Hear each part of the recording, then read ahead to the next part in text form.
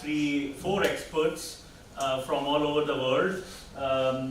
We have 3 online and 1 in person. So let me quickly, briefly introduce each one of them. But today the topic of the panel discussion is how should health modeling evolve in the era of AI? And we discussed a lot of things, and today I think we will be hearing from top-notch researchers. They are really, really expert. You will hear in few minutes what they have to say. They have a huge amount of experience, and in spite of my last-minute request, they said okay for participating in it. So we are really grateful, all of you guys, to be here. And so the first panelist is Dr. Fani Viranki. He's an executive at Optum, and he's running some US team, India team, and he works on global projects. So actually, once I will introduce briefly, I will also let them describe their trajectory and talk about their background.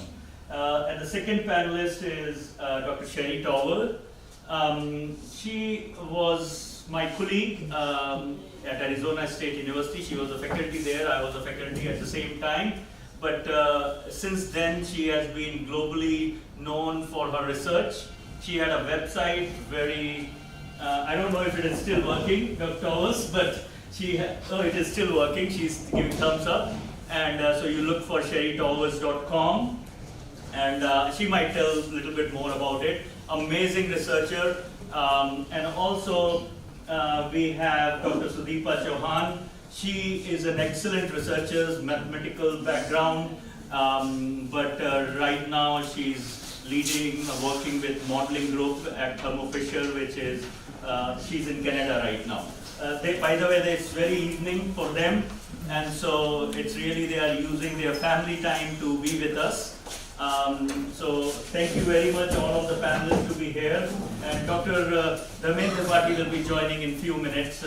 He had some emergency last minute, so he will be joining very soon. So if we, maybe we can start with a brief introduction, and if you can talk about a little of your trajectory to where you are today, and what modeling role has you have played in a different aspect. So that would be wonderful.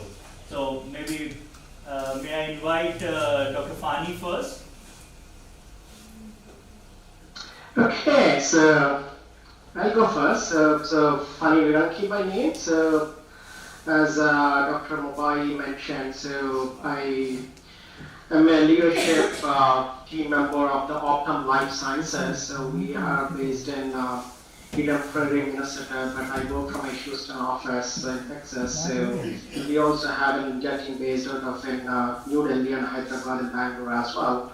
So from a trajectory perspective, I'm a clinician by training, trained pulmonary critical care physician. So did my entire medical college schooling back home in India, in Hyderabad, and followed by when I moved back in US almost like 2 decades ago. Did my own practice, joined faculty as well, had my own shop in academia, ran NIH clinical trials funded by NIH, which is like National Institute of Health. So it's one of the leading organizations that funds basically it funds many programs. So I was designing clinical trials. Eventually I got into real world evidence as well. So which means how do you use the data and pretty much massage the data into this healthcare outcomes research. So went back to do my PhD in epidemiology and statistics, followed by a fellowship at Vanderbilt Medical Center in health outcomes research. So was a faculty, a clinician, and also a consultant. So right now I work for Optum, which is United Health Group. Basically, it's one of the healthcare sector of United Health Group. So, which is one of the largest or 40th or 5th company in the globe related to healthcare. So, which means United Health group also is a payer, so which means the insurance company, so which has its own members. And it also has its own pharmacy, which is called Optum RX, and it also has its own clinics, which is called Optum Health Clinics. So which means like we have pretty much covered the entire healthcare systems all the way, how the patient enters into the system, gets treated, and billed by an insurance company, and claims processed and given back. So there is data moving around the entire ecosystem of the healthcare that actually had a good chance to witness the entire moment of the data when a patient enters the hospital's healthcare system and then discharged, so and managed thoroughly. So from a project perspective, as I said, a clinician, and a consultant. So and right now we have a team of almost like close to like 100 to 150 folks working exclusively, generating real-world evidence to support drug development and pretty much drug commercialization as well. So I'll speak more about how we use different models and everything. So and as you know, the new language is on AI, but we have been using the machine learning methods, several models, like since several decades. But even though the fancy terms have been coming up these days, but we have always been using models in our day-to-day activities. So I'll speak more about it in the next few minutes. But I'll just pass it on to Dr. Chauhan next. Oh, sorry, Dr. Towers, because I know Dr. Anuj called first, me followed by Dr. Towers and Dr. Chauhan. So my apologies. I'll pass it on to Dr. Towers. Hi there. As Professor Anuj mentioned, he and I were faculty colleagues together and good friends when we were both at Arizona State University.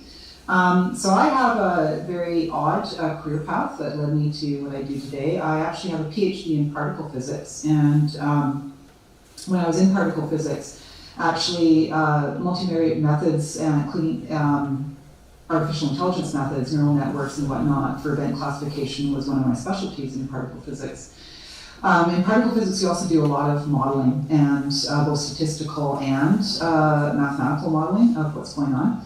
And when I went back to school to get my data science degree, I discovered that I had this toolbox of skills that was remarkably useful in modeling of disease, spread of disease. So I became, basically my field of research for many years was modeling infectious disease. Around 2014, 2015, Professor Mubadi was actually one of the co-authors on that paper. I started to look into modeling human behaviors as a contagious process, in particular, with particular focus on violence, but not completely just violence. And so that became a research focus for quite a while. I have consulted for years. I've been a data science consultant for years. And particularly in the last 5 years, I've been exclusively a data science consultant for a variety of partners, primarily looking at topics in public health and epidemiology.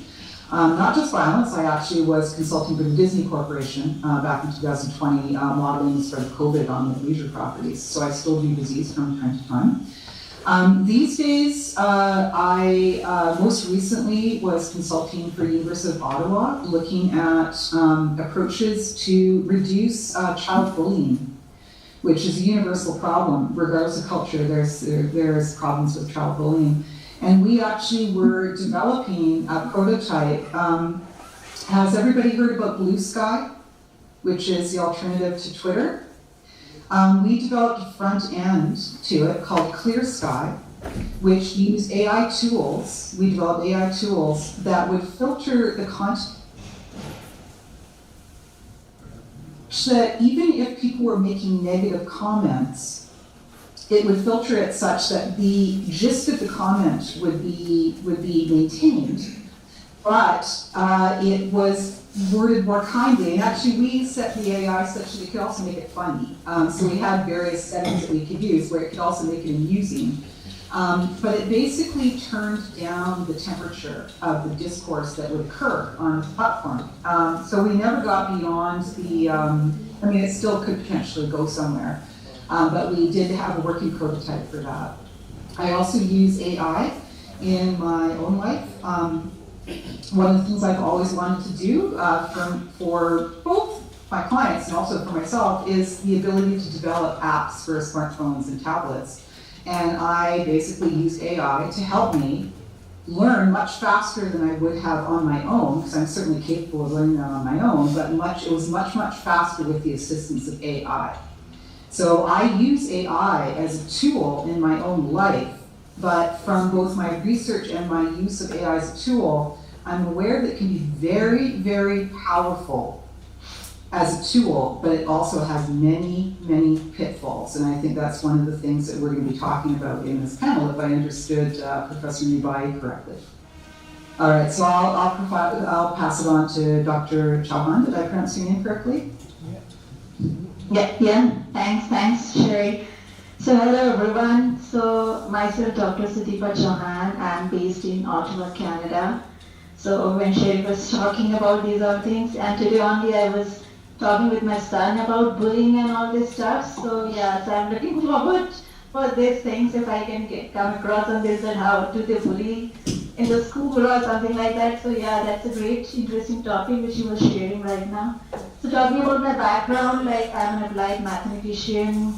So my trajectory is something like I did my PhD in applied mathematics back from my home country, guided few PhD students over there, and then I moved to Canada, and then I switched into an industrial job. So I was with Institute of Health Economics for a while, where I was doing economic evaluations of various medical devices over there. So it was related to neurology and several other rare diseases in those, like Fabry diseases and those, and how the apps have been formed and how it can be cost effective in terms of using these apps instead of using the medication. So those are some of the interesting topics I worked upon. So currently I'm working with Thermo Fisher Scientific, and we are working on some cutting edge problems. So to mention some current problems which I'm working on right now is related to oncology, and especially we are working on prostate cancers right now. So different type of models in this. My journey for my background in applied mathematics is actually helping me a lot in the way that how you can relate those models and how you can develop those models in terms of what the industry is demanding right now, and the way the structuring can be there, how the clinicians can be helpful in this, and how the inputs can be used in a different way, so that we can come up with a model which is relatable and which is appropriate as per the disease progression which we are talking about. So currently the prostate cancer and also some of the rare diseases which I'm working on. So this is a small background on us. Thank Over you. to Mubay. Yeah, thank you, Dr. Chauhan. And also we have Amir Tripathi. You all have heard him for last few days. But I think what you want to know is background. I mean, the trajectory he followed. And he's very well known and he's very active researcher. I don't know if you are aware of, but we know internationally. Definitely people know it domestically. So, Dr. So thank you, Dr. Reynolds. Hello everyone, and welcome to the 5th day of the GYAN program and this very interesting panel discussion.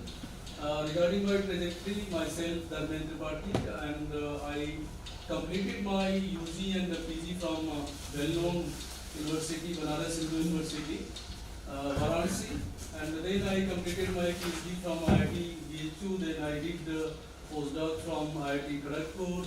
I joined various institutes like BITS Pilani, Hyderabad, IIT Ropar, then IIT Delhi, then IIT Uttarakhand, and now I am working as an associate professor in Department of Mathematics in NIT Uttarakhand. And my research areas are, I am working in basically biofluid flow modeling and various type of physiological system and phenomena I used to model by using the various conservation principle and looking what type of trajectory for the blood flow, urine flow, and esophageal movement, intestinal movement, and what type of bacteria or any diseases inside that, how we can control their trajectory or movement inside the fluid flow. And also we are working on the bone mechanics, what type of materials are there inside, and what type of physical properties they have, and how they are effective to the flow analysis or transport phenomena. So we are trying to do the analysis of such type of transport phenomena.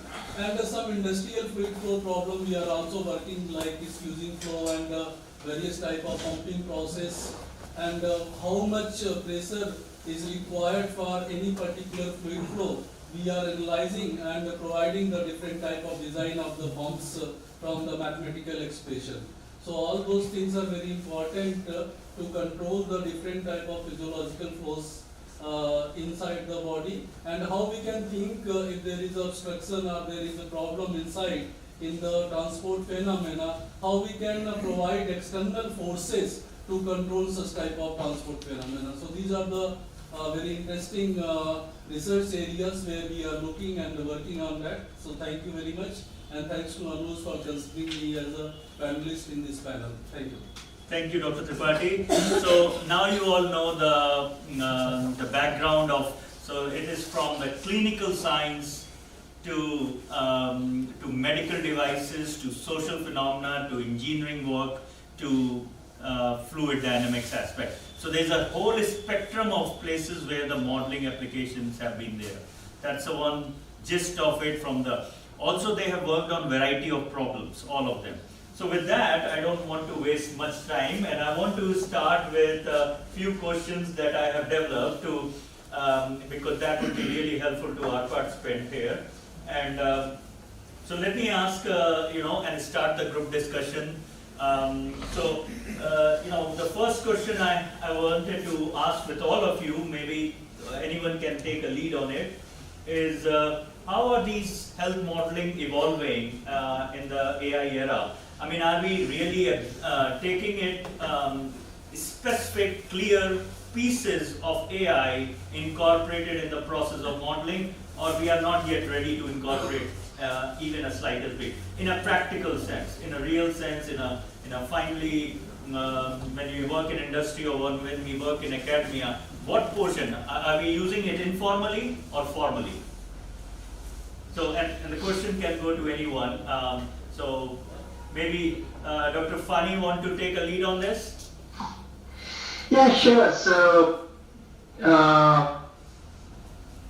let me start with this high-level statement. So on the healthcare sector, so when I talk about healthcare sector, just putting the public health away, just talking at the patient level, disease diagnosis and management. So before we talk about public health, so because of the public health side, again it's like epidemiology and public health is completely different. So at the patient level, so there are something called clinical workflows. So typically on the US side, the clinical workflow which are incorporated in the EMR systems, so which is like an electronic medical care system. So for instance, in India, if you go to any corporate hospital, they keep entering your medical recording system. So they do have an EMR system, but it's not the clinically directed workflows.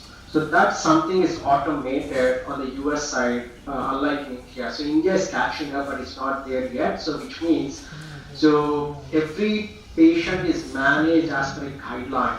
So which means those are the workflows that are automated. So which means there are several predictive models that are being run behind that workflows to inform that a patient has a probability of a certain condition based on these all symptoms and labs and everything. So which means there's a model behind that workflow.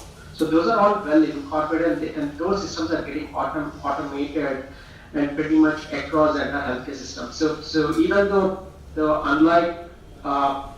unlike in India, US is very structured healthcare system. So there are really large healthcare EMR healthcare systems that are having a various structure like Epic, Server.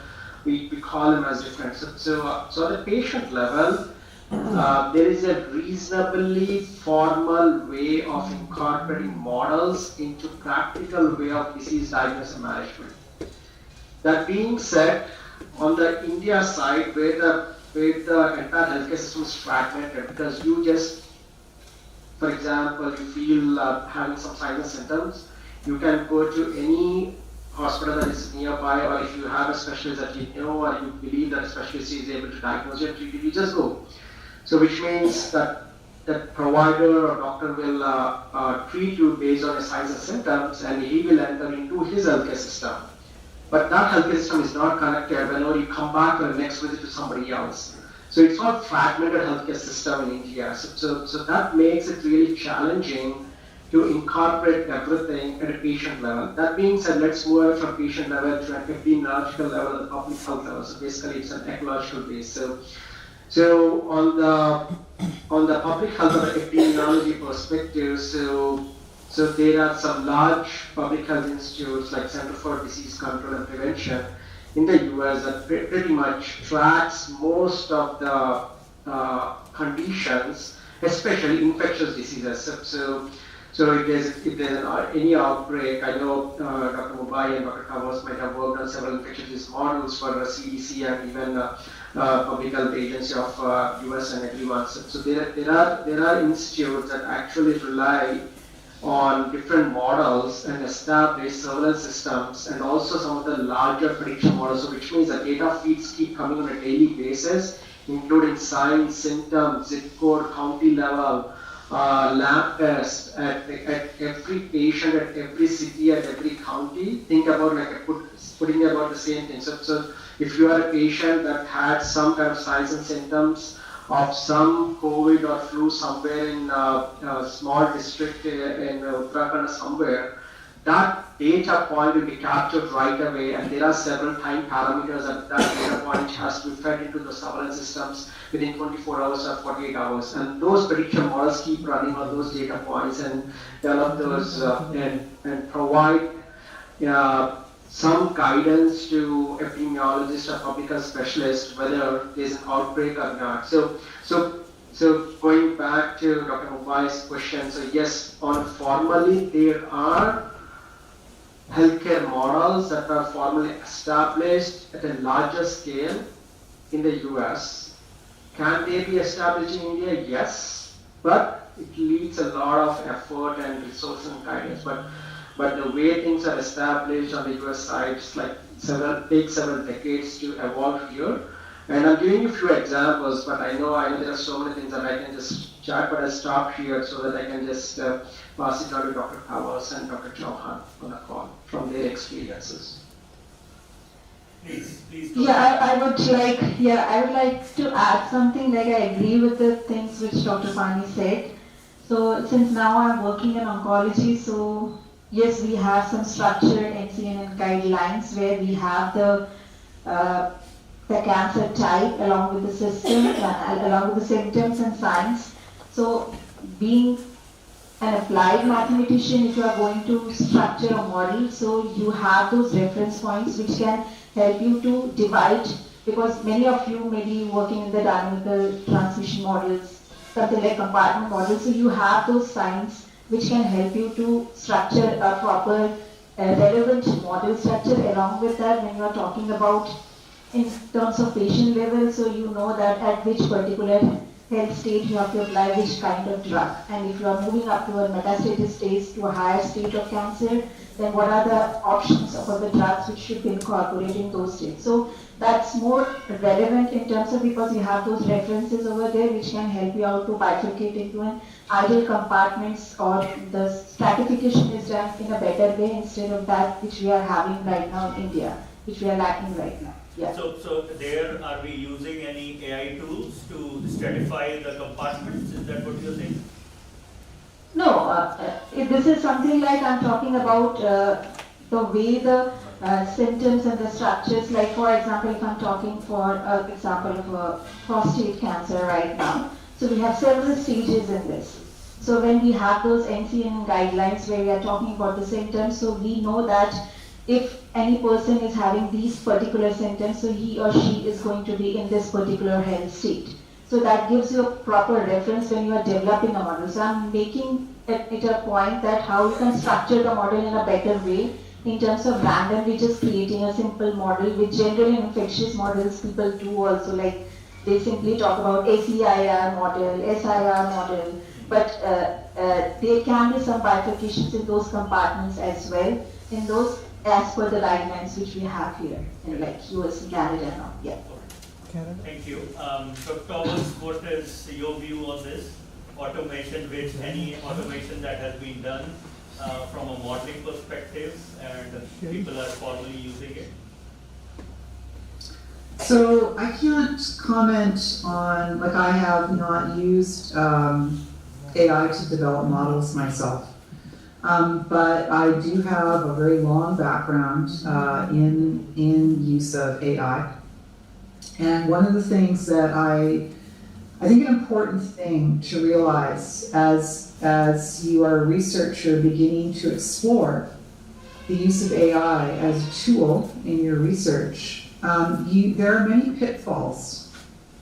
So while these tools can be very useful, for example, I think you were talking about prostate cancer, the AI, what AI can do very, very well is basically go out, and it does it within seconds. It's actually amazing. It can go out and it can basically do background reading on a topic and summarize for you in ways, the information that would take you as a researcher hours, if not longer, to actually try to amalgamate that information and use it towards creating a model that is a better description of reality than, say, some simple SIR model or something like this. Because at the end of the day, what we want are models that are just complicated enough to actually encapsulate what the true dynamics are of interest, that you can then use that model in a useful way to guide treatment or whatever, or forecasting. It could be forecasting. What you don't want is something that is unnecessarily complicated. And one of the problems that I have, so I have a background in AI, I know what's going on under the hood, but at the same time, I'm very suspicious of AI. So I use AI myself a lot, I do, but it has a lot of pitfalls, and I come across those pitfalls. Now, I am an experienced enough researcher, I've been doing this kind of thing for years, that I am able to detect when the AI is feeding me garbage. And I'm able to push back against the AI. And sometimes the AI, these models, sometimes it'll double down. You tell it, no, I don't think that's correct. And sometimes it will say, no, what I said was true. And you push back with like a reference in hand saying, no, this paper says that is not correct. And then often the AI will back down. It's like, oh, you were correct. You were right. I was wrong. You were right. I was wrong. Here's what the answer should be. And it could be like you're trying to develop a model, a better model. And so then under your guidance, with you inputting your own, you realize that it was giving you garbage and you push it, and then you can get something better out of it in the end. But you have to proceed with caution. So just because AI tells you that something is a better model for something doesn't necessarily mean that's the case. So don't ever use AI as a crutch. You have to understand deeply what it is you're trying to model, what it is you're trying to achieve, what the important dynamics are that you're trying to encapsulate in that model. So it could be for disease, it could be human behaviors, it could be for whatever. What is it that you really need that model to do? And you have to make sure that you as the researcher have done the background reading, that you can detect when that AI is giving you garbage. Because the AI does give you a lot of garbage. This is not an infrequent thing. So while I have not used AI for model development myself, if I were to do that, I would proceed with caution. So I think if I have one message to all of you, it's that it's a very useful tool, but it can go very badly wrong if you just rely on it and you have not done your due diligence as a researcher to know what exactly you're trying to get out of it. Thank you, Dr. Oz. Dr. Tripathi, have you used any AI tools formally? I'm not using AI tool, but I'm thinking how we can control the flow analysis through the AI tools, because we are learning various tools to solve the set of partial differential equation. But I do agree with Dr. Towers that the advantage and disadvantage of every technology tools are there. So the AI can be controlled. AI can be controlled always from the NI, natural intelligence, because artificial intelligence has various advantages and it is very fast. And automation, if I can give the example of Indian hospitals, and the number of patients are very large amount, and in hospital only the medical experts are there, and sometimes what we are feeling that many instruments are there based on the various technology, but skilled people are not there to handle those things. So if they are in the hospital, if skilled people are, when we are thinking about the AI based automation in the hospital of Indian system, we should think that how we can integrate the AI engineers or AI skilled people with the medical person, so that they can help how they can easily handle. Because controlling is very important when we are thinking about the automation of any system. So this is my view, I think. This is awesome. Actually, what I got as a summary from the discussion is Dr. Fani was mentioning about US and India. There is a distinction. In US, there are automations that they are doing from, for example, using clinical raw data to something where they can use it and that is happening in a formal way. Dr. Chauhan was mentioning about there are guidelines, standard guidelines, to finding those guidelines and using it in the model component, at least in her field, is that is to the extent they are using. And Dr. Tower was mentioning about, it is being used as information gathering exercise, but not as a blindly, rather you need a human judgment to make sure that the information that you are getting is correct. And Dr. Tripathi was actually talking about practical issues in India, which is existing systems is slow because of so many patients on hand, and therefore there is a process is needed to integrate. The integration process is important because not everyone is skilled enough to use it immediately, even though you will put that system in place right away. So these are very important critical views. It's not like a black box things and you can just close your eyes and use it for your modeling purpose. So having said that, I want to these are very important points, but I think this also sums it to what is the skills needed for us to be, as an early career researcher, in the modeling, to focus on from an AI perspective, or we keep on doing the same way skills gathering as we traditionally have been doing for last few decades, for example. So what are the skills that are changing right now in the AI era, if any, or there is no need to change? And this is open question to all four of you guys.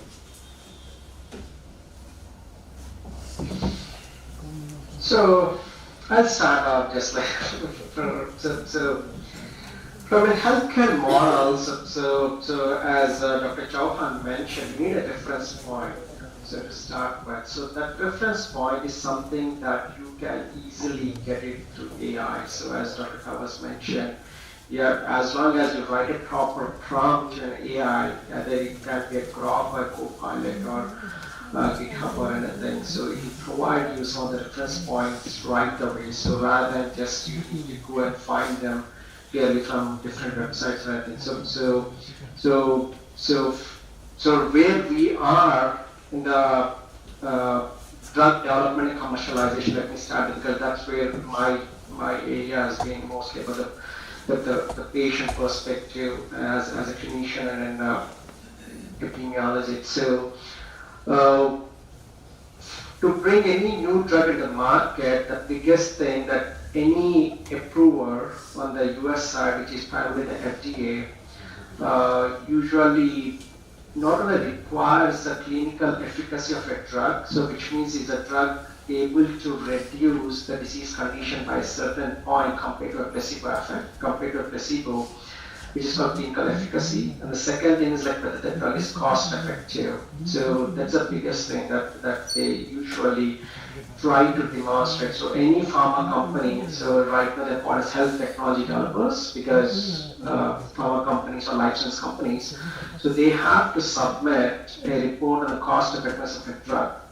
To develop cost effectiveness is a model, so it's an so you need inputs to a model. So that's where right now, using AI, some of those inputs have become easier to gather the information from literature. So previously, we used to reach out to several clinical leaders and scientific medical experts and used to do a thorough systematic literature review, so that usually takes like 4 to 6 months.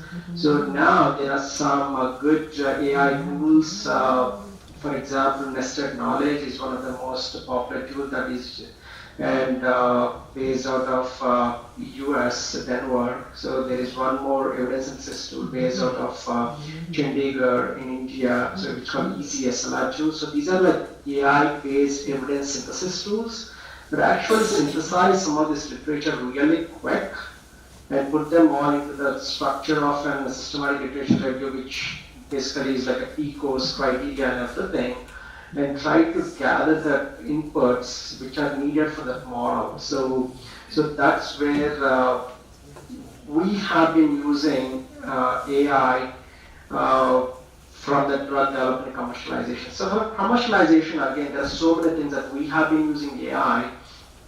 For example, we develop, especially at Optum Life Sciences at United Healthcare, there are so many predictive models that we have developed, so which means once the drug is in the market, so we would love to make sure that some of these high value patients, so which means a patient that has significant burden to the healthcare system, receive those drugs right away.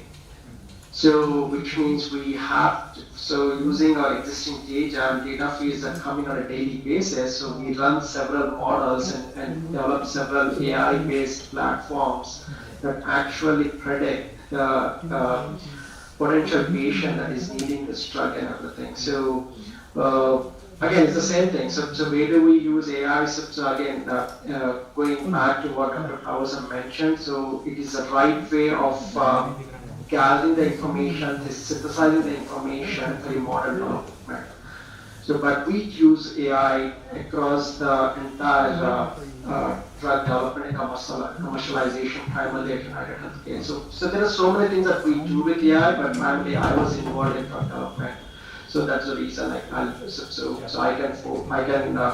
confidently say where we use AI, where we do not use AI, where there are several situations where some of these models have provided a negative result, but still we as scientists have went back, interpreted the evidence, and considered the evidence from the totality of the patient perspective and provided. So one of the classic examples that I'll give you was like a few months ago, so you might have heard of a company called Therapeutics.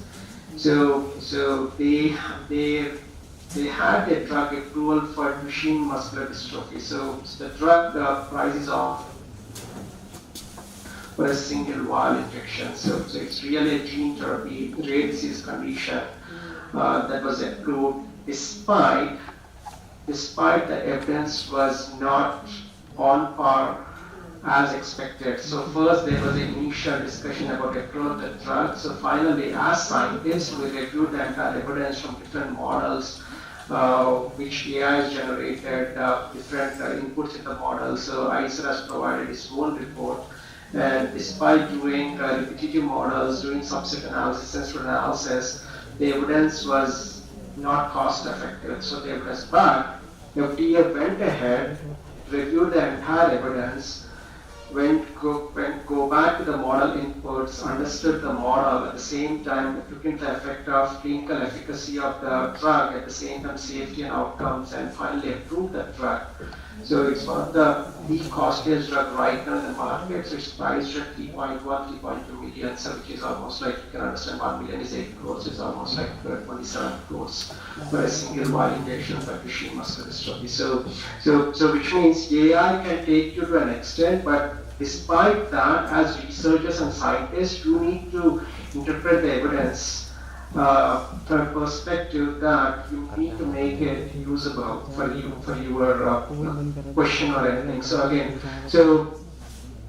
if from my perspective, where I see everything from AI or models or everything is like I always go back to my AP 101. So textbook of like Bradford Hill's criteria. I don't know if you guys have heard about this. So there are like the 9 conditions where you need to establish a relationship between human infection disease and behavior. So in that, the Bradford Hill's criteria, AI can only demonstrate consistency and specificity of any relationship between a disease agent or behavior and disease outcome, but it cannot establish the causal relationship. AI is not a tool that says you that drinking excessive coffee will lead to some cancer. It's not a tool. So it's the interpretation of a researcher that generates evidence or uses evidence generated by an AI to make that evidence.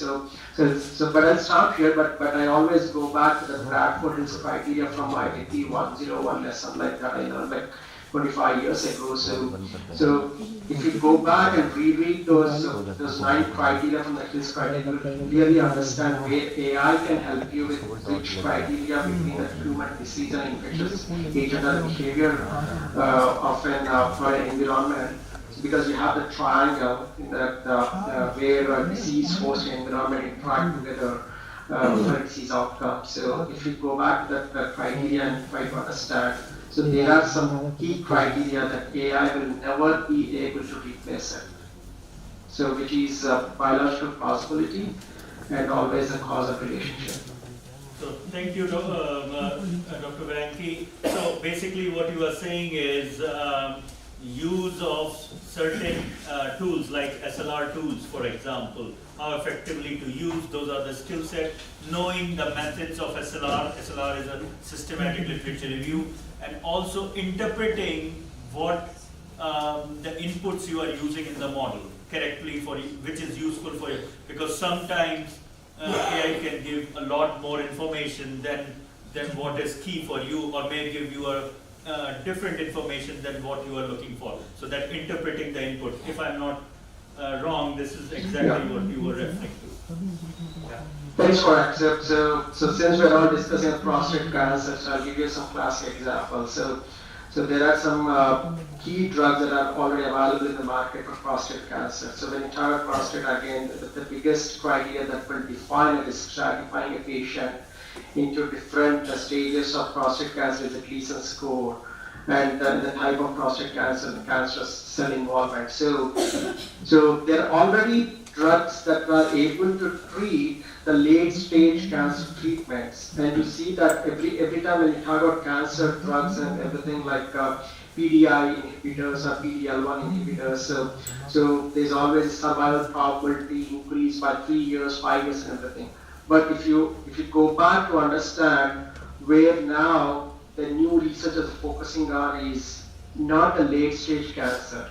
So we are trying to understand how can we prevent a patient to progress even to the late stage cancer. So which means that now your disease population is not all prostate cancer patients. Now it is early prostate cancer patients or benign prostate hypertrophy patients who are about or at risk of developing the cancer later on in their lives when they started 45 years and they eventually progress on. So that's where you need to carefully evaluate your patient population, subtypes, and now the literature that has been there out for several decades regarding all types of prostate cancer is useless.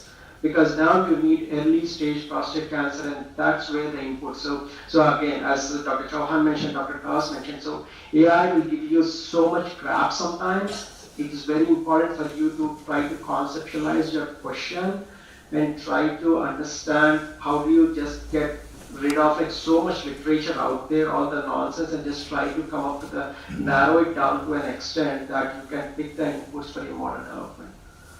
Yeah. Thank you, Dr. Varanki. Dr. Towers, you want to add? Dr. Chauhan? And Dr. Tripathi?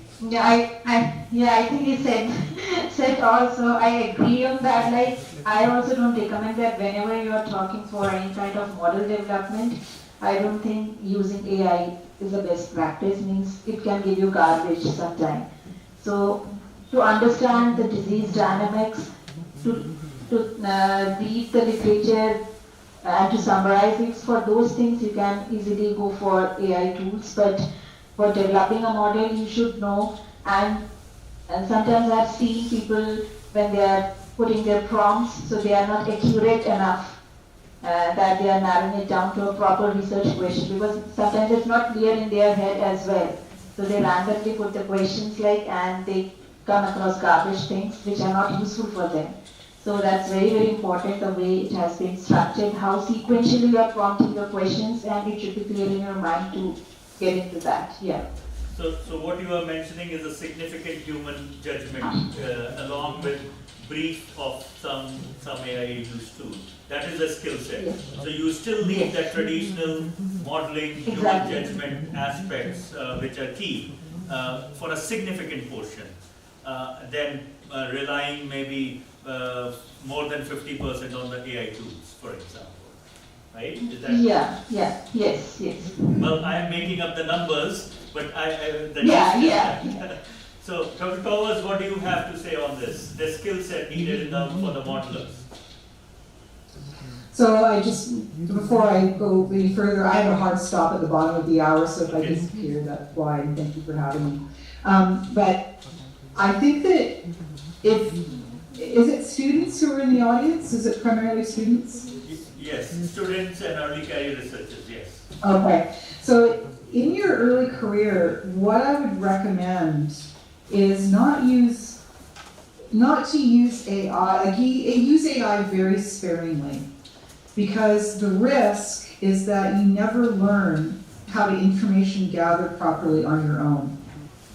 And I think that information gathering is a skill that we don't take courses for when we're going through university, but I wish that there were courses for it. Because when I was faculty, teaching the students who were in my classes and the students who I mentored how to information gather, it's not something that is an automatic thing that people just know how to do. It is a learned skill, and you generally learn how to be good at it through people who mentor you, who when you try information gathering, they look at what you gathered and then can give you feedback on that. So AI can also do information gathering for you, but when you rely on AI to do that, it becomes a crutch, and you never, as a researcher, develop that very critical skill that you really do need in order to be good at what you do. So while AI is wonderful, has or can be wonderful, it does have these pitfalls that it can make us dumber if we rely on it too much. So what I would recommend as young career researchers is to learn how to do it without AI before you start using AI.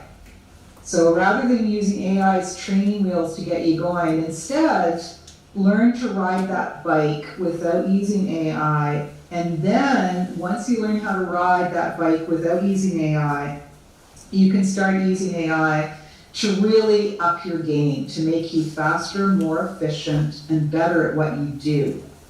But you will not be a good researcher if you rely on AI too early on in the game. Thank you. That's a wonderful advice. So, Dr. Towers, you have another 3 minutes. Is that what I'm? Yeah. So, Dr. Tripathi, what do you have to say about skills? Thanks. I think in addition to Dr. Towers, I can also give the example of ChatGPT, especially for the education system. even for the administration also. Like when we need to gather the information, and we are not, sometimes we are very confused that what we have to do, what we have to not do, and in the very short time. So these tools are very helpful to see the different type of options and the information. I can give on dropping of the any agenda points or any letters to the different type of system. So sometimes if you are not finding out what type of letters or what type of drops we have to prepare, or even for the manuscript or code, if we are not able to understand, but we have to complete those tasks within the time frame. So I think ChatGPT, even sometimes for finding the different type of questions and preparing the lecture notes for the teaching purpose and for information purpose, these AI tools are very important. But we should not believe and we should not copy as exactly what they are giving. So we have, if we have the knowledge, basic knowledge, we can smartly think about what type of contents we should keep, and so we can rewrite those things, and we can, so for taking the information from the AI tools are very important, but copying the exact content, it is not a good practice. Thank you, Dr. Tripathi. I think with the time constraint, I know Dr. Tower has to go. So, let's thank Dr. Towers, and we will continue with the panel discussion for a few more minutes. I want to take some questions from the audience. And if Dr. Towers, it is okay with you to stay, you are more than welcome. But thank you, Dr. Towers, for being here. Let's give her a round of applause. Thank you very much. So what we will do now is we will take some questions, quick questions from the all of you, and if you have anyone has a questions for our panelists. Yep, go ahead. Loud. First question is that in India, I am Sudhanshu from JNU, first year PhD student. So I am seeing many tools, AI tools, but I have not seen AI guidelines for incorporating these things. I don't know in Canada and US it is there in research, AI guidelines. What should be? Because it is very important when you are, because we study research ethics and methodology. So they talk about the research ethics. So sometimes, because AI tools are give very excellent, sometimes they are very poor for our expectation, and sometimes they are above the limit for our expectation. So the question is, if I can repeat, if there is any guidelines for the people to, for researchers on AI to go along with the guidelines to do the work, or is it still informal? So, again, this is very broad question. So when you talk about research, so the research can be multiple things. So when you talk about the AI, so right now AI is everywhere. So trust me. So every society or every body has come up with its own guidelines in AI use. For instance, if you talk about manuscript writing, for example, which you can quickly use AI for writing manuscripts. So if you can give a proper prompt to an AI and a ChatGPT Copilot, sure, it will give you a 3,000 word beautiful article with all the reference and everything. So I'll trust me, even though it's not a great article because again it leads to plagiarism and everything, but it will still give you, because I was asked to write a book chapter and I was just writing some prompts and everything.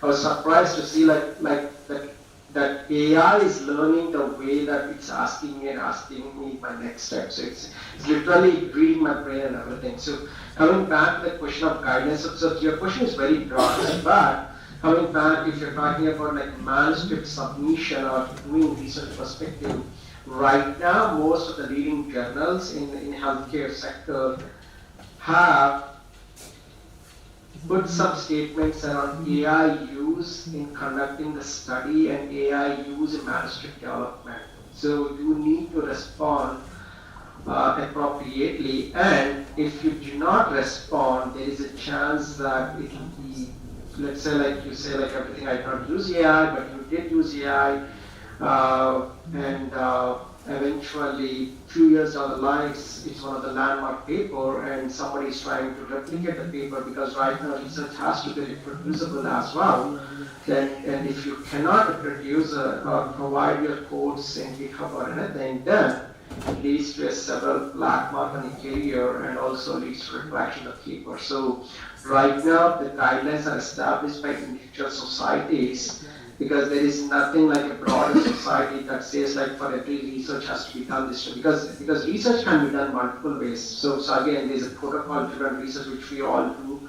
Traditionally, there's not protocol-driven research as well. Again, in literature review or evidence synthesis, there's a systematic literature review, there's targeted literature review, there's a free text analysis. So research can go multiple ways. But if your question is more about simple protocol-driven study, and if you are using any AI tool, you need to report it eventually. So the guidelines have started asking specifically, because I serve as a reviewer and a couple of like co-editors, a couple of journals. So the guidelines clearly state that way did you use AI? Either did you use AI for protocol writing, code development, analysis, or manuscript writing? You need to check mark. So there are but how do you use AI? Again, going back to the broader question. So there's no specific guidelines. So right now, honestly speaking, so you can just use any tool, because even, for example, think about you're using Open Chat GPT. So you can just purchase a Chat GPT for pay a monthly subscription. But remember, if your prompts are not secured enough, it's out there. It's out there. Somebody has stolen your idea as well. So within United Healthcare, on the US side where I work, so our entire AI network secure system. So which means the prompt that I write cannot be seen by Sudeepa or Dr. Anuj. So they don't know what I'm working on, what I'm writing to the AI. That being said, even my fellow colleagues wouldn't know it. So that's the way that, so we have our own guidelines, the way we use AI for, but there are no broader guidelines. Right now we are at a point that AI is giving you everything, but it is the onus of the researcher to take what is important from the research. So again, you have to, if you give me like specific question like, I'm working on so and so things, can you help me, which societies have developed these guidelines? Then I can point you out. But right now there are no broader guidelines in the usage of AI into any research section. But reporting of AI is a must and mandatory for most of the journals these days. Yeah. So basically what you are saying is for Google search, there is a guidelines?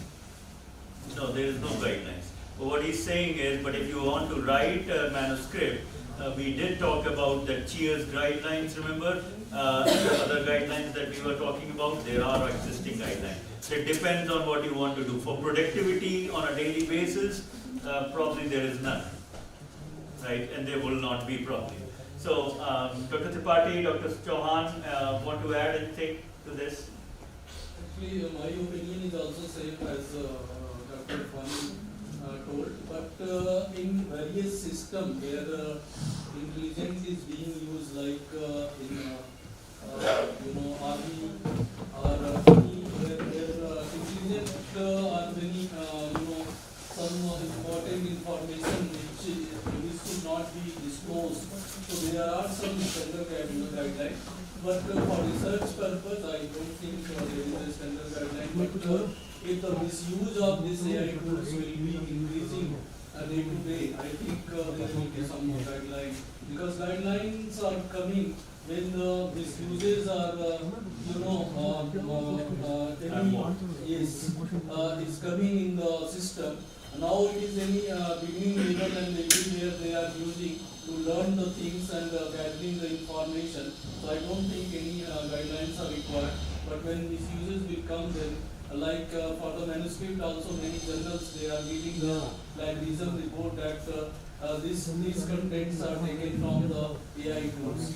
So how much contents, if everything will be taken from the AI, so there is no way to write the manuscript from the researcher. So if that level, I think the percentage of the level will be increased, I think the guideline will come. So this is my opinion. Thank you. Dr. Chauhan, do you want to add something to it? Yeah, I have the same opinion, but like in a general way, I think it's more about imbibing it as a habit, which generally nowadays the early researchers are doing. So I can give a very small example, like here, like my son is in high school, it starts from like 7th and 8th standard itself. You're writing anything, they want you to quote if you have used AI anywhere, and the plagiarism checks. So that naturally gets imbibed with, and they know that this is the way it has to be done.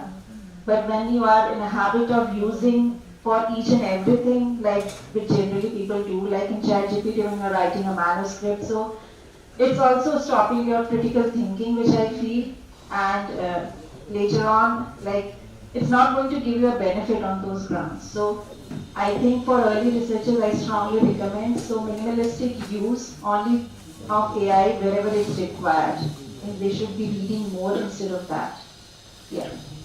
Thank you, Dr. Chauhan. So, any more questions? Can I add to this question? Maybe we'll ask someone else, but if there is no question, then we'll come back to you. Anyone else? This is a part of your exam too, by the way. No? Okay, go ahead. You want to ask? Just ask. I'll interpret it. Yeah. Actually, Dr. Pani was talking about the progression of cancer, if I understood it correctly. Dr. Pani, you were talking about the progression of cancer, people are now interested in that, and a new research is required, new literature is required, something like that, what I understood. So, do you think this machine learning and AI methods, not tools that we're talking here, can be useful in that kind of progression? Can you repeat your question?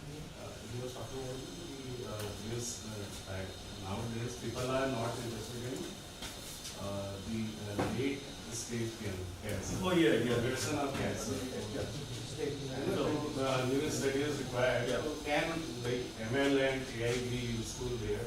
Yeah, so I think, yeah, let me rephrase what, so I think, Dr. Fani, you made a very good point earlier about the way we are doing research has been changed now also. The way we used to do 10 years, 5 years back is different, and today is different because of AI. Since AI tool is there, he was saying that since AI tool is there, we are now looking not at the stage where the treatment is available, but also at the earlier stages of the cancer where AI tools can do a good job. Am I right? Is that what you were conveying in the point? Or something else? No, so that's one more thing. So you have to be careful. So AI would not, or right now, the 2025, end of 2025, AI does not have the capability of identifying novel pathogens or novel biomarkers where a disease can be developed.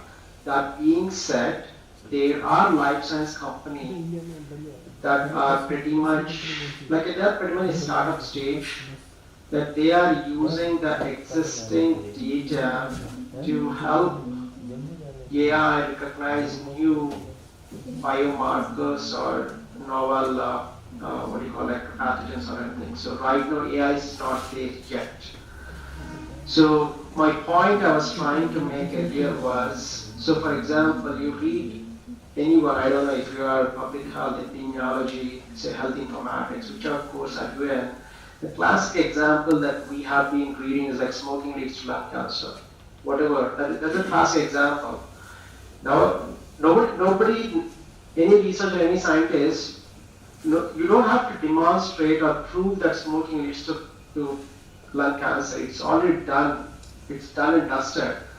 But if you're going to an extent of saying that some particle within a cigarette smoke or a water pipe or some smokeless tobacco product leads to stage 2A non-small cell lung cancer, then that becomes now a question.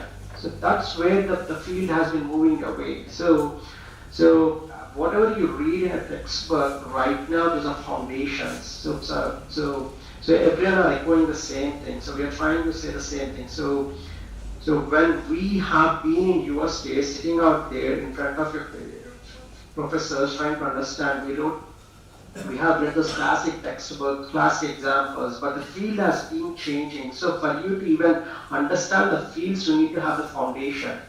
So to help you frame that question itself, you need to have that understanding of so many things like a foundations of causality, epidemiology, public health, and everything, and then use the AI tools. So, but AI is not at the stage to identify novel pathways or novel pathogens as of now. There is a couple of companies, and I don't want to name them, it is too much beyond it, but right now the field of medicine has changed. So right, if you think about like how AI would help me, so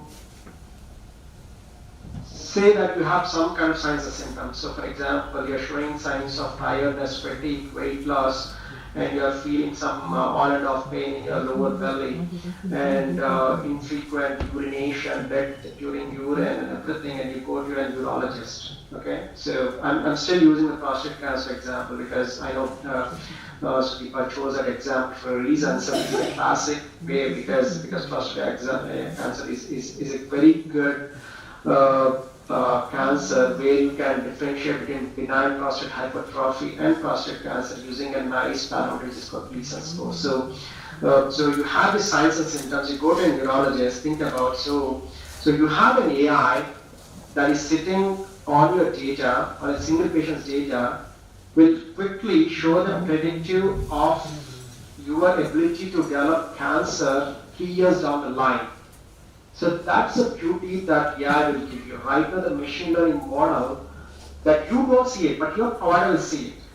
That is the predictive ability of the machine learning or the AI that is sitting behind your data, that is running the predictive model and providing the urologist that so-and-so patient who came with these symptoms in December 2025, they have the probability of having stage 2A prostate cancer like 5 years. So that's the beauty that AI can give you. But that's not available like 10 years ago. That's AI has been now incorporated in the clinical workflow. And going back to the NCCN guidelines that is usually followed in the US, so most of the oncologists right now, so okay, now you're diagnosed having a probability of cancer. Now we go back, now the urologist will refer you to an oncologist. Now the oncologist will look into your signs and symptoms. Then there is the same AI that has incorporated NCCN guidelines, and based on the signs and symptoms, it will risk stratify you as a patient with early stage prostate cancer patient and provide you the management straight away. So those workflows are never available like 10 years ago. Of course, they're not even available in India yet. But those are things that are available right now that will help you. So AI is there, but how do you use it and everything is what we have discussed over here. So for you, if I were you sitting there, I know even like 20 years ago when I was a student, even I was hesitant to ask questions, but you love to ask questions. So as Dr. Towers mentioned before she left, don't use AI right now. Learn all the foundations, then start using AI. If you are not convinced with my statement, then divide your class into 2 groups, take one question, do it in a traditional way, do it in an AI way. Then you will understand the difference between AI use study development versus non-AI use. Remember, trust me, the researchers who have developed a study without using AI will gain more knowledge and more experience and ability to and their comfort level and confidence will be significantly higher than the one who used AI to everything. Good suggestion. Dr. Tripathi, Dr. Chauhan. Yeah.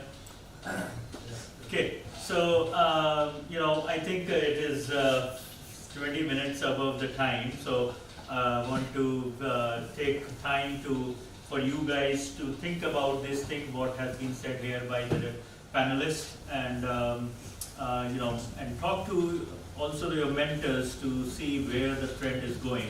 But the gist of the discussion has been use your foundation first, and then basically use the AI to a minimal level, because otherwise you would be not improving your skill set. That is what is needed when you are not in front of the AI basically.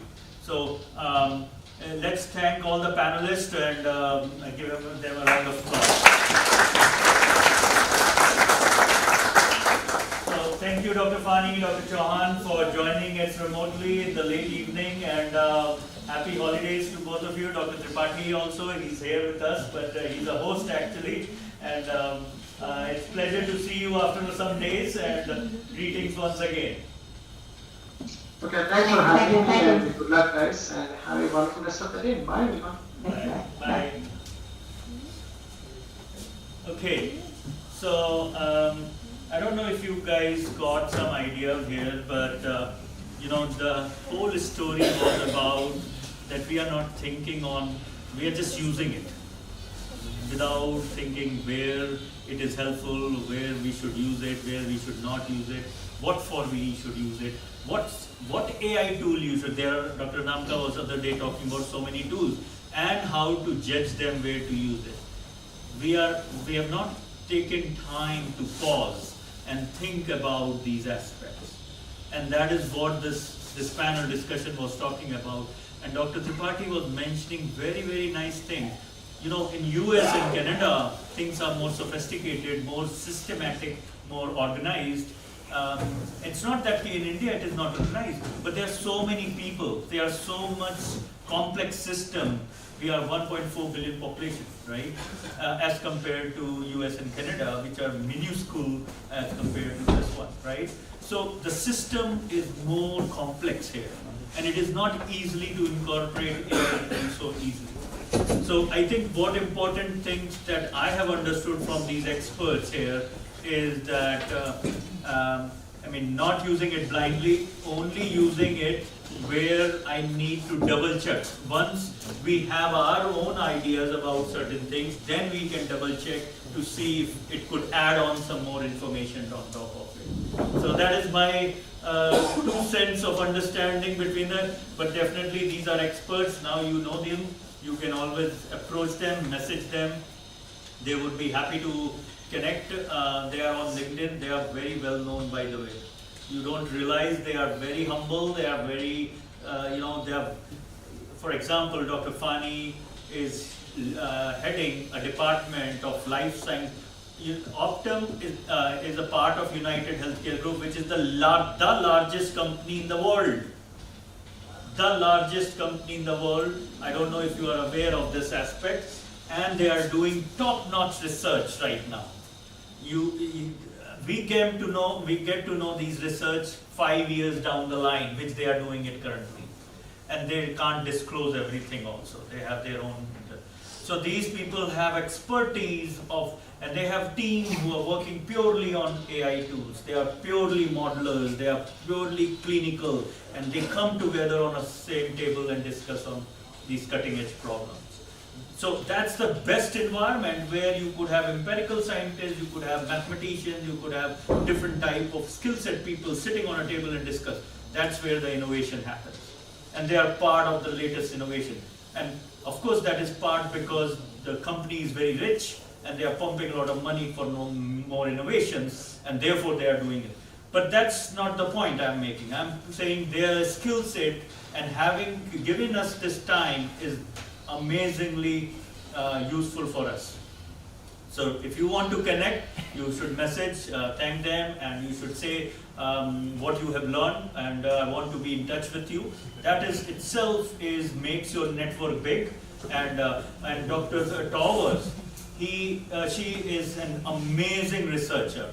She was publishing all amount 25 papers, and all in Lancet,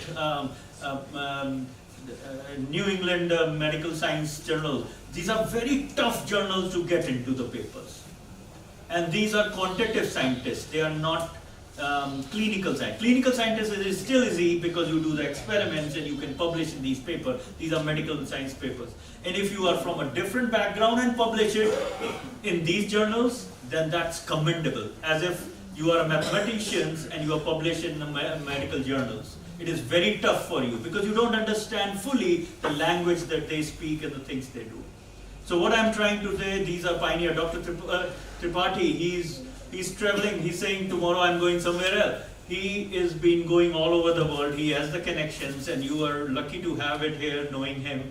So connect with him, bombard him with the emails. I mean, not like junk emails, but useful emails that really truly concern your questions in hand. And I'm sorry I didn't tip your last question, Fine. but we can You can email. So I will yes, email. email, and that's the best way. If you have more questions, and these things, don't be shy. If you want to really build a successful career, network is the way to go forward.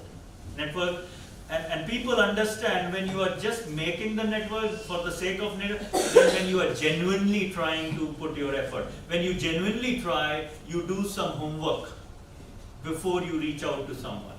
What that means is you get to know the person, background by Google, by whatever the websites you, and then you also think about what is a critical question or discussion that I can do with that person and message them, right? Not just randomly, oh, I want to be your friend, right?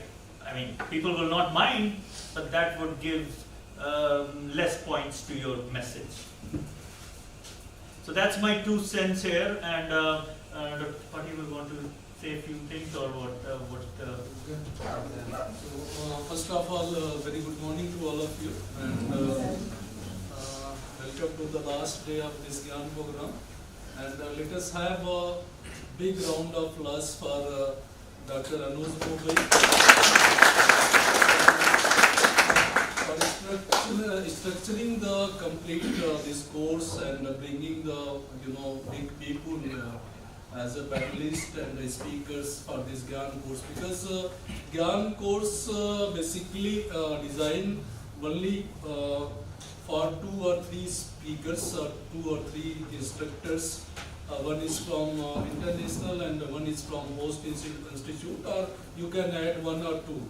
But think about that, we thought this Gyan course in very basic way.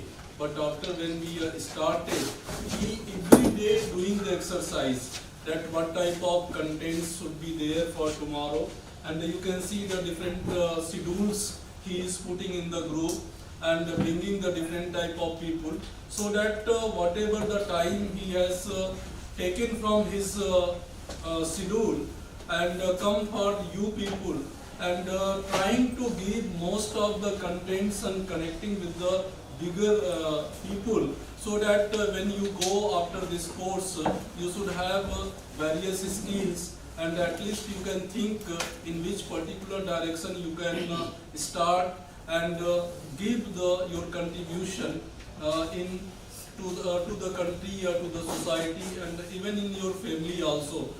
If you can think in broader way, and the uses of the various tools, various techniques, technology, because it is not easy. It is not easy. When you can, like many panelists, they have told that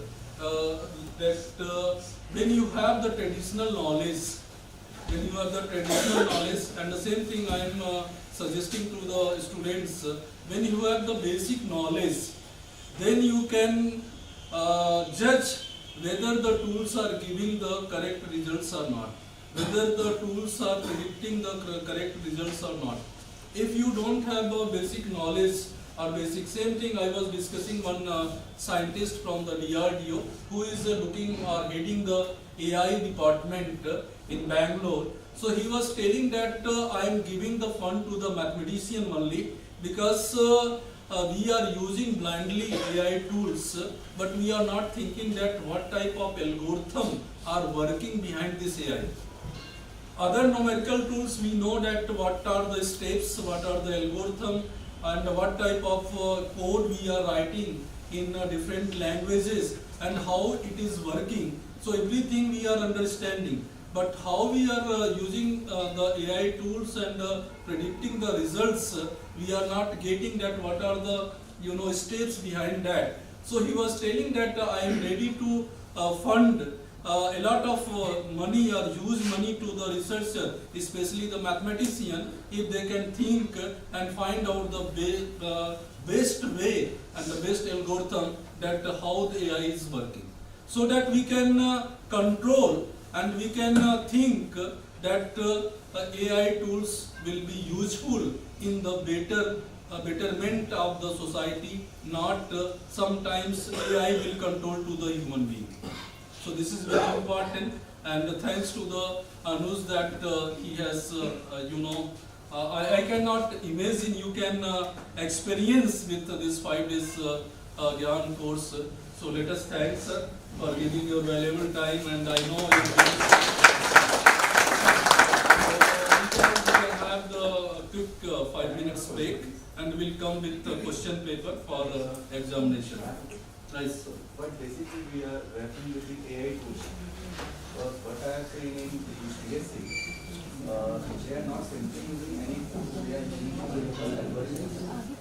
So what the results are, they are based on data, they are using the algorithms. From the lecture we are discussing about the AI tools, basically they are referring to AI tools. Yeah, so these are not computers. So 90% of the people are not making AI tools itself. They are using the AI tools. 90%. The 10% they are building the AI tools are from computer engineering, computer science, information technology. Those are different set of people. What we are focusing on a use of AI tools. AI tools are simply, are we talking about the LLM or Well, the behind the scene is all the big data algorithms, right? So behind the scenes, whether you take ChatGPT or you take Canvas or you use any other Notion, they are all using ChatGPT type of LLMs. they are using, but for the data quantity, we have the reasoning different options. Right.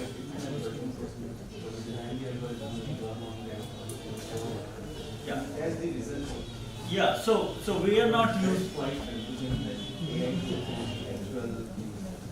So AI tools that is there. So what you are talking about, there are different tools for reading images or reading the videos, right? Or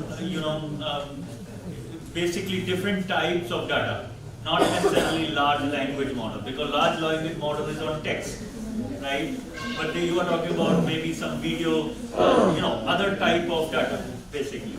So, but what we are concerned, most of us are concerned, are the use of already made tool by someone, whether it is in language, whether it is in audio, whether it is in video or anything. We are not developing the raw model, basically.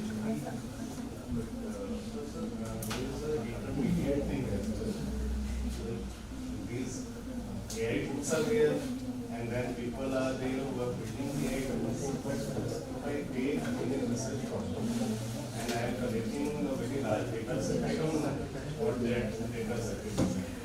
Then I use the machine learning and statistical method, machine learning method, and AI method to make the prediction.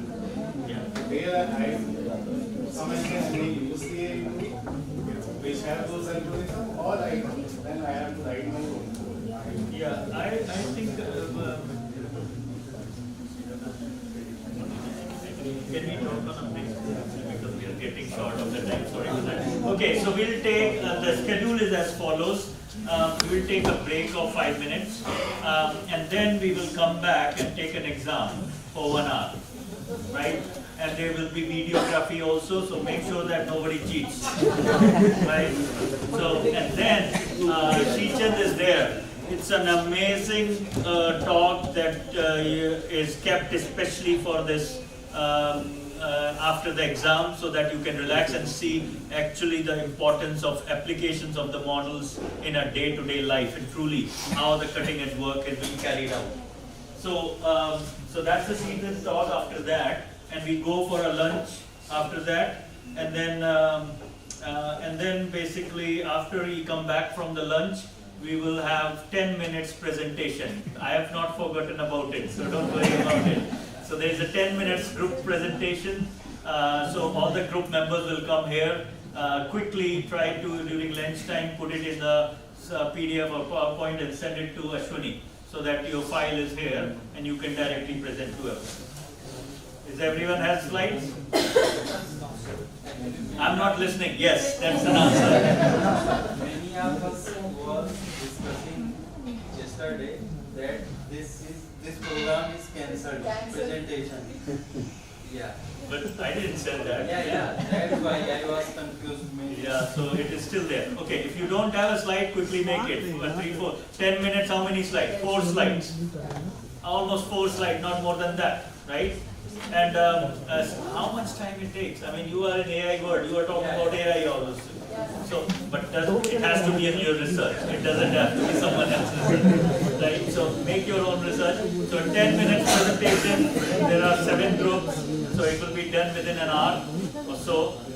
And then we will have some closing remarks by all of us and a certificate distribution, and then we can enjoy. And you will not see me again. So okay, so in the sense that I will not bore you more. So so let's take a break, quick break, 2 minutes. Let's say 2 minutes break. Strictly, time following is a very important thing. Let's follow the time quickly.